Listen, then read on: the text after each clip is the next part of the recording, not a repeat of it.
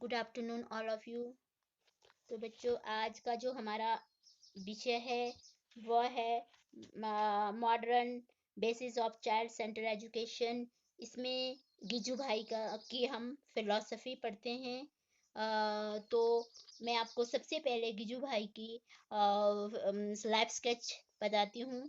Name: गिजू भाई गिरजा शंकर भगवान जी भड़ैका, born on 15 November 1885 in Chittal, a village in a state of Gujarat. In 1907, he moved to East Africa to earn. In 1910, he returned to Mumbai and continued his studies of law. Later, he worked as a High Court lawyer. Died on 23rd June 1939। तो ये था इनका life sketch. इनके जो मोटो था वो इनका जो मोटो है वह है try to make education child centred, यानी शिक्षा को उन्होंने बाल केंद्रित बनाने की कोशिश की। इसमें शिक्षा बच्चों की मानसिक बौद्धिक क्षमताओं के अनुकूल होनी चाहिए, इनका ये मोटो था। अब जो fight against the traditional system of education, शिक्षा की प्रारंभिक प्रणाली के खिलाफ उन्होंने फाइट किया। अब आता है एजुकेशनल फिलॉसफी ऑफ गिजू भाई। सबसे पहले क्या है? ऑब्जर्वेशन, निरीक्षण। यहाँ पे गिजू भाई का बच्चों के प्रति विशेष लगाव था। वे बच्चों के भिन्न व्यवहारों से निरीक्षण करते रहते थे और उनकी इच्छा के अनुसार ही अपना शिक्षा के प्रति दर्शन निर्मित किया। इसकी विशेषताएं निम्न प्रकार से हैं। सबसे पहले है कि गीतों में स्वर्ग, हेवन इन सॉन्ग्स, कि बालकों के गीतों और गुनगुनाहटों में ही क्या है? स्वर्ग की प्राप्ति है। सेकंड है खेल प्रिय भोलेपन में स्वर्ग, heaven in play full innocence, कि यहाँ पे गिजू भाई चाहते हैं कि बालक के जो खेल प्रिय भोलेपन में ही स्वर्ग की प्राप्ति है। थर्ड है यहाँ पे प्रसन्नता में स्वर्ग, हेवन इन हैप्पीनेस, कि बालक की प्रसन्नता और आनंद में ही क्या है? स्वर्ग की प्राप्ति होती है। फोर्थ है स्वास्थ्य में स्वर्ग, हेवन इन हेल्थ। यहाँ पे गिजू भाई बोलते हैं कि बालक के स्वास्थ्य में ही क्या है? स्वर्ग की प्राप्ति होती है। सेकंड उन्होंने कहा है कि बाल मंदिर का वातावरण, इन्वायरमेंट एट द बाल मंदिर। सबसे पहले इसका फर्स्ट पॉइंट है कि बच्चों को क्रियाशील रखना, शेयरिंग एक्टिविटी विद चिल्ड्रन। वह जो गिजू भाई ऐसे व्यक्ति थे जिन्होंने खिलौनों से खेलने में कोई आपत्ति नहीं थी, इसीलिए बच्चों को अपने भय को दूर करके उनके साथ खेल सकते थे। वह ऐसी कहानियां बताते थे जो न तो केवल राजा रानियों की कहानी होती थी, बल्कि पशुओं, पौधों और शरारती बच्चों की भी वह कहानियां सुनाते थे। ये कहानियां हमेशा छोटे नाटकों से समाप्त होती थी। वो अभिनय के माध्यम से जो भी सुनाते थे, कहानियां सुनाते तो अभिनय के माध्यम से भी सुनाते थे।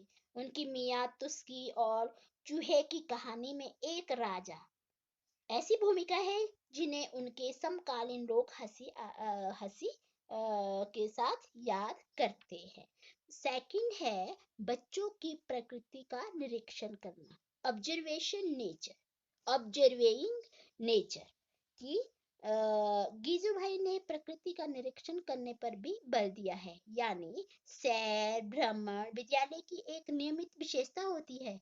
यहाँ पर वर्णमाला या संख्याओं का शिक्षण देने के साधनों और प्रविधियों पर बल दिया जाता था और स्वयं को अभिव्यक्त करने में स्वतंत्र महसूस करे और स्वतंत्र रूप से ज्ञान भी ग्रहण कर सके।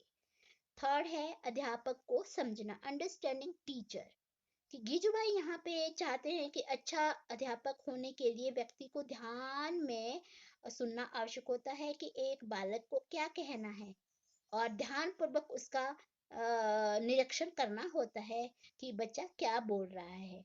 लेकिन वस्तुओं को स्वयं स्वतंत्र रूप से करने में बालक के प्रयास में उसे हस्तक्षेप नहीं करना चाहिए। फोर्थ है बालक की व्यक्तिकता, कंसर्न फॉर चाइल्ड इंडिविजुअलिटी। जो बात उनके बाल मंदिर की भिन्नता दर्शाती है वह है बालक की स्वयं में व्यक्तिकता की स्वीकृति। यानी इसका अर्थ यह हो कि बालक की व्यक्तिकता का सम्मान किया जाना चाहिए।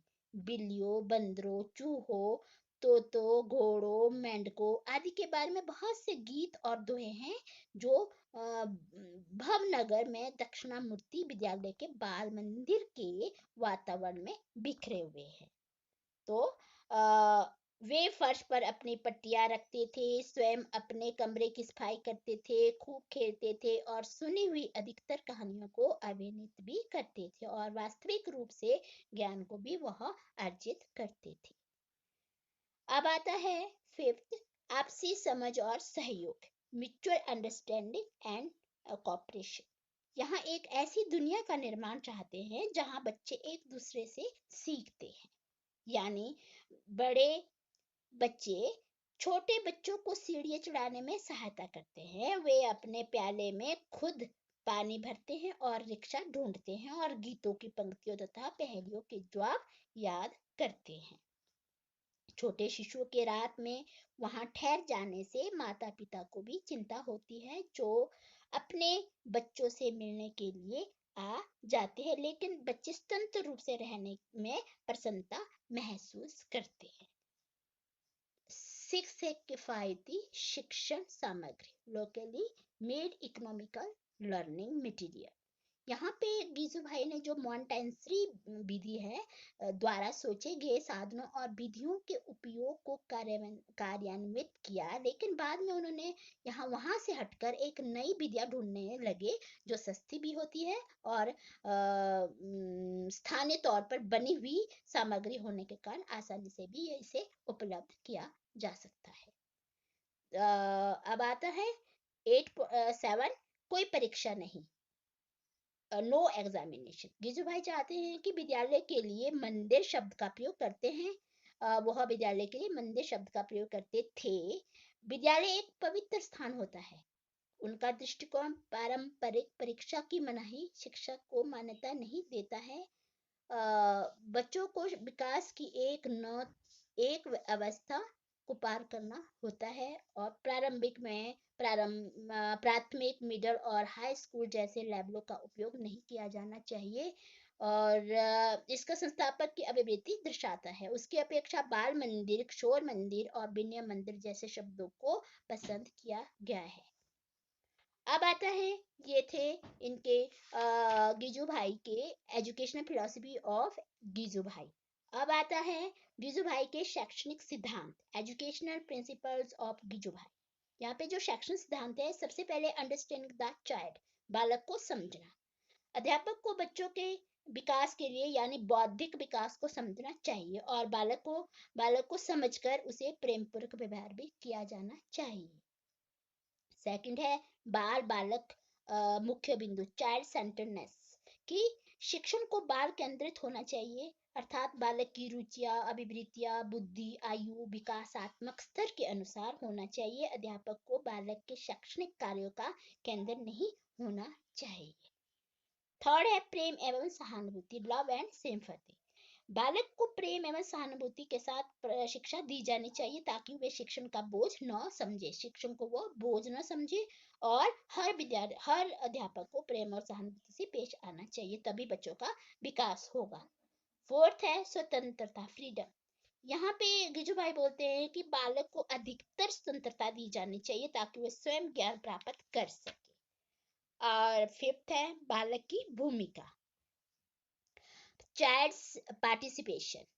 यहाँ पे बच्चों के शिक्षण में बच्चों की अधिकतम भागीदारी निश्चित की जानी चाहिए ताकि वे शिक्षण में भाग ले सके। और नेक्स्ट 6 पॉइंट है बालक आधार के रूप में, चाइल्ड एज ए बेसिस। यहाँ पे उनकी विकासात्मक स्तर, आवश्यकता, रुचियों, योग्यता, प्रवृत्तियों को पाठ्यक्रम निर्माण का आधार होना चाहिए। अब आता है 7, प्रत्यक्ष अनुभव, डायरेक्ट एक्सपीरियंस। यहाँ पे बालक को पर्यावरण के प्रत्यक्ष अनुभव द्वारा सीखना चाहिए, यानी बालक के अनुभव के इर्द गिर्द ही शिक्षण की व्यवस्था की जानी चाहिए, जो वहां पे आसपास प्रत्यक्ष विधि के द्वारा उसे सिखाया जाना चाहिए।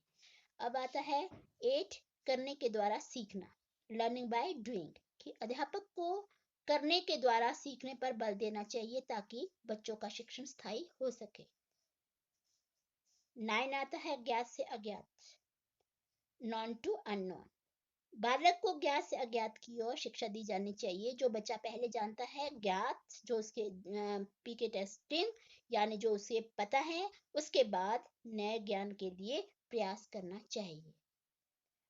10 है निर्देशक के रूप में शिक्षक, टीचर एज गाइड, कि अध्यापक को बालक के निर्देशक और सलाहकार के रूप में कार्य करना चाहिए ताकि विद्यार्थी अध्यापक का अपना मित्र समझ सके। अब यहाँ पे ये थी आपकी ये गीजू भाई की एजुकेशन प्रिंसिपल्स। तो अब जो आते हैं गीजू भाई बुक्स, जो हैं गीजू भाई की जो बुक्स हैं, गीजू भाई की पुस्तकें हैं, वह इस प्रकार हैं। जैसे गीजू भाई ने गुजराती में बहुत सी पुस्तकें लिखी है जो अधिकतर बच्चों के लिए है। उनमें कहानियां भी हैं, कविताएं भी हैं और गीत सम्मिलित भी है किए गए हैं। यानी उनकी गीजू भाई की कुछ जो प्रमुख पुस्तकें हैं वो निम्नलिखित है, जैसे प्राथमिक शाला में शिक्षा, माता पिता के प्रश्न, दिवा स्वपन, नानी के घर जाने दे, भूत का भाई, बिल्ली के गले में हड्डियां, मेंढक की शादी, मूर्ख ब्राह्मण, नाई और पूंछ कटा बाघ, ऊंट के पैर सड़े, कानी गोरैया और तर तर तड़क। यानी यहाँ पे गिजू भाई गिरजा शंकर ने गुजराती में शिक्षा पत्रिका नामक पत्रिका भी प्रकाशित किया था। इसको भी हिंदी और मराठी में प्रकाशित किया गया। और जो अब आता है दिव्या स्वपन, यहाँ पे जो गिजू भाई के जो ये दिवा जो जितनी भी बुक्स थी, वहाँ पे जो दिवा स्वपन है वह उनकी एक किताब है, बुक है। तो 1931 में उन्होंने गिजू भाई ने गुजराती में यह दिवा स्वपन लिखा है और इसके अनुवादों को उन्होंने 1934 और 1962 में यह प्रकाशित किया है। उसके बाद पूरी पुस्तक एक कहानी के रूप में लिखी गई। यह एक प्राथमिक विद्यालय की एक प्रकार की समालोचना है। उसके बाद आता है शिक्षण की भिन्न विधियां, वेरियस मेथड ऑफ टीचिंग। सबसे पहले है रिलीजियस लाइफ स्केच, धार्मिक जीवनियां, जो बच्चों की पुस्तकों में धार्मिक व्यक्तित्व की जीवनियां निहित होती है। यानी इस अवस्था में धर्म के सिद्धांतों की शिक्षा नहीं दी जानी चाहिए ताकि वे धर्म के बारे में ज्ञान प्राप्त कर सके। दूसरा है पोइट्री, कविता। यहाँ पे जो लोक गीत सिखाकर काव्य शिक्षण का प्रारंभ किया जाना चाहिए और वो जो कविता होती है वह सरल, आकर्षक, रोचक बनाकर कहानियों पर आधारित होनी चाहिए और कविता को पुलकित करने की विशेषता पर बल दिया जाना चाहिए और यह जो बच्चों की रुचि के अनुसार होनी चाहिए ताकि मन से उसे समझ सके और बॉडी जेस्चर्स के साथ उस गाने के माध्यम से कविता सुनाई जानी चाहिए। थर्ड है व्याकरण, व्याकरण भाषा का ग्रामर।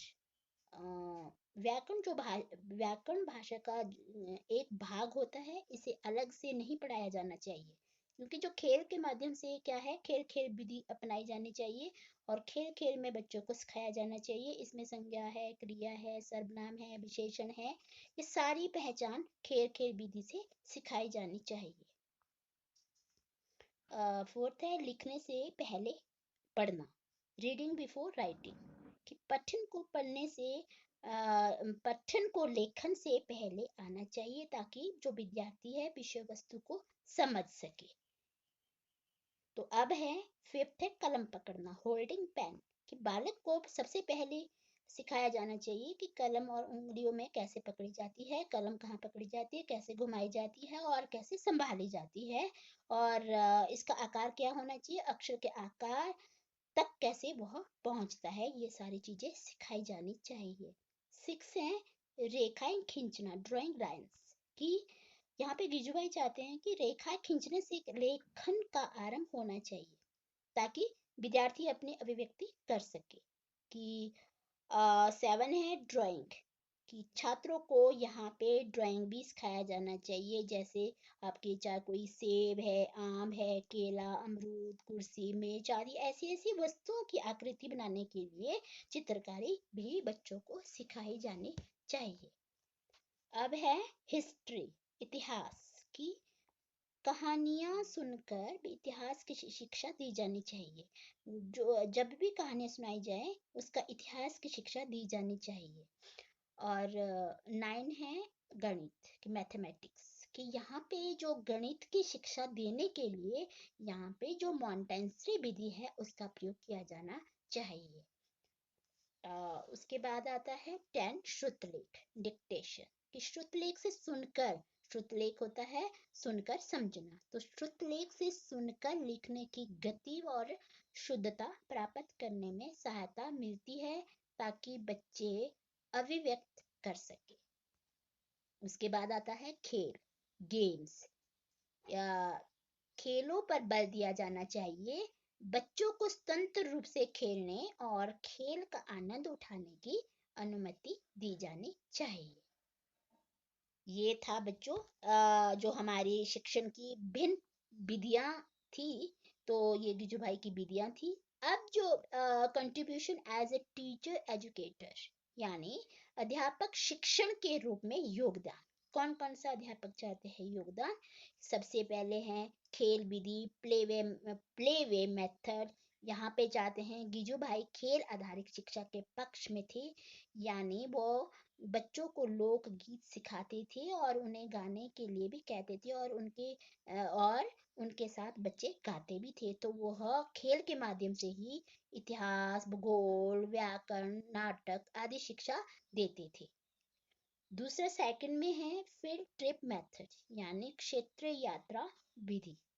यहाँ पे बच्चों को पर्वतों, नदियों, वनों, संग्रहालयों आदि जगह जगह पर ले जाते थे और उनके उनके साथ एंजॉय करते थे, और वहाँ उन्हें संबद्ध वस्तुओं की शिक्षा भी दी जाती थी।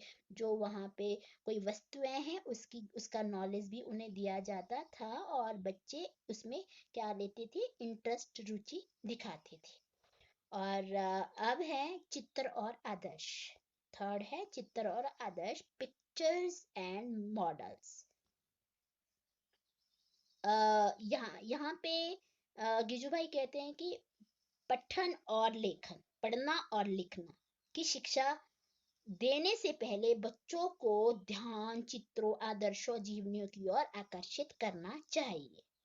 फोर्थ है प्रेम और सम्मान करने की विधि, लविंग एंड रिस्पेक्टिंग मेथड। यहाँ पे जब बच्चे विद्यालय आते थे तो उनका उनका स्वागत करते थे, उन्हें नाम से बुलाते थे, उन्हें प्यार करते थे और मुस्कुराहट के साथ उन्हें अभिवादन भी करते थे। फिफ्थ है कहानी कथन विधि, स्टोरी टेलिंग मेथड। यहाँ पे चाहते हैं कि वो बालक को रोचक और मनोरंजन कहानियां सुनाते थे, और वो बच्चों को कहानियां सुनाने के लिए भी प्रोत्साहित करते थे, और उन्हें बच्चे जो है सुनते भी थे। उसके बाद आता है बालक का महत्व, इम्पोर्टेंस ऑफ चाइल्ड, कि गिजुभाई ने बालक के महत्व को पहचाना, यानी उन्होंने बाल केंद्रित शिक्षा पर बल दिया है। वह बालक को ईश्वर मानते थे। उन्होंने लिखा है बाल देवो भव, यानी बच्चों के साथ दुर्व्यवहार करना और उन्हें मारना पीटना संसार का सबसे बड़ा अपराध मानते थे। अब आता है कविता, प्रपठन और नाटकीय विधि, रेसिटेशन एंड ड्रामेटिक मेथड। वो बच्चों को कहानियां कहने, कविता पाठ करने और नाटक अभिनीत करने के लिए प्रोत्साहित भी करते थे। तो बच्चों ये हुआ contribution as a teacher educator. तो ये सारा आज जो गिजू भाई का पूरा चैप्टर खत्म हो गया है। तो आशा करती हूँ कि आपको समझ आ गया होगा। Thank you.